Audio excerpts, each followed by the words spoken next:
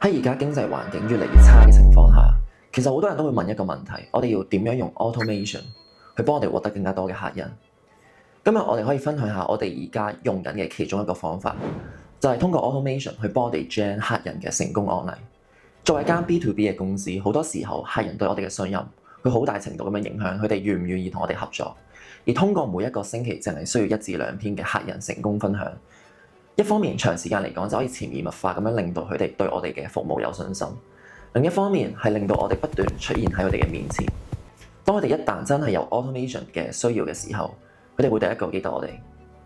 而第二樣嘢係佢一個長期嘅投資。假設你今日寫一篇 email 出去，好大機會你唔會收到任何嘅查詢。但係假設你維持1個禮拜、2個禮拜、3個禮拜，你會發現佢慢慢 compound，而最後你就可以用一個極低嘅獲客成本去獲得你嘅客人，而唔需要增加1蚊嘅廣告費。而且我哋呢一件事情係通過 automation 去做，簡單啲嚟講就係我哋幾乎唔會有任何嘅成本。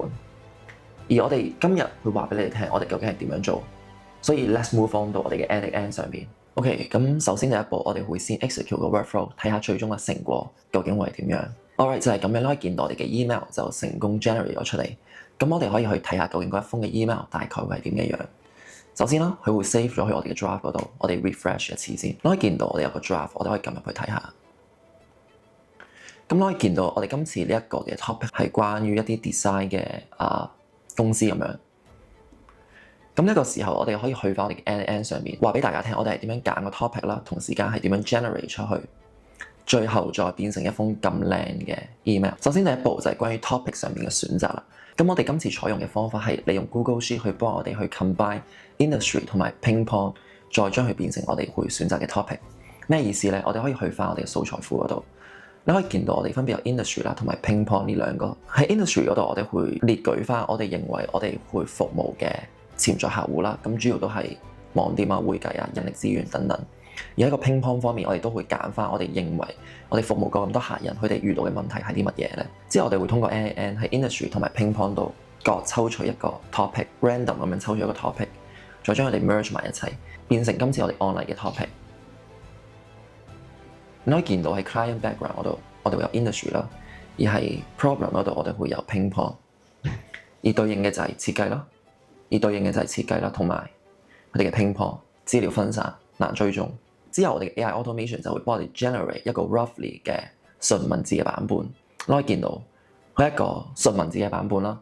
咁點解我哋唔直接將一個純文字嘅版本變成一個 draft 咧？原因係因為純文字嘅版本睇落去就會單調少少啦，同埋冇咁美觀。咁為咗令到我哋嘅 email 睇落去係更加好睇咧，咁我哋會將佢變成 HTML 嘅格式。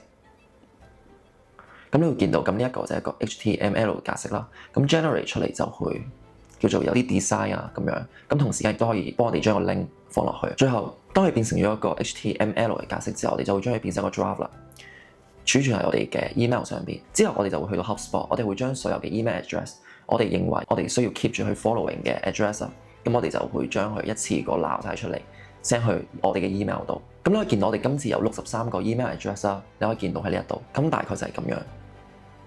咁我哋會一次過 copy 晒所有嘅 email address， 跟住喺收件者嗰度，我哋會一次過咁樣 copy 落去。最後啦，我哋會將佢記錄去我哋嘅 Google Sheet 嗰度，去做一個 record 啦。當我哋之後可以追蹤翻我哋究竟寫有啲咩 topic， 入邊嘅內容係點樣，同埋個 status 究竟係點樣。Alright，咁呢一個就係我哋今次成個 automation 嘅做法。